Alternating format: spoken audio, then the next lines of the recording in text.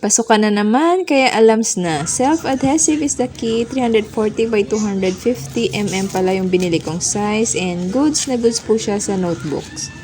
Plastic cover talaga gamit ko pero dahil susukatin mo pa yun isa-isa sa notebook plus scotch tape pa.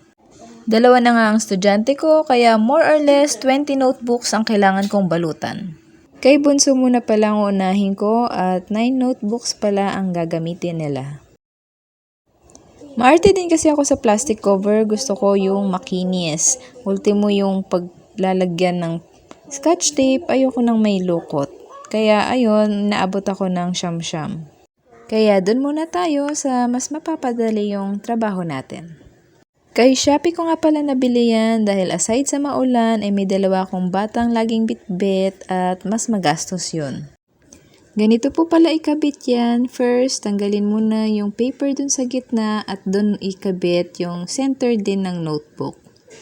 And then, tanggalin na po yung paper dun sa kabilang side at idikit ng dahan-dahan.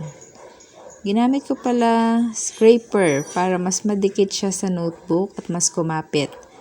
Scraper pala ng cake yan pero don't worry, matagal ko nang hindi ginagamit yan. Siyempre, dahan-dahan lang din kasi kapag dumikit ng lukot yan at tinanggal mo, asahan mo pati kulay ng notebook mo ay bakbak din. Charot. Pero nung unang gamit ko nito, kamot ulo na lang. Dahil nga first time, ayun, ang kinalabasan, lokot-lokot.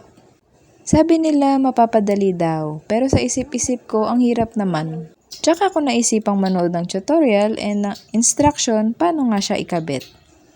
Paano kasi yung gilid ang una kong idikit? Pwede naman pala sa gitna. Kaya ayun, sabi ko sa susunod alam ko na. Charot!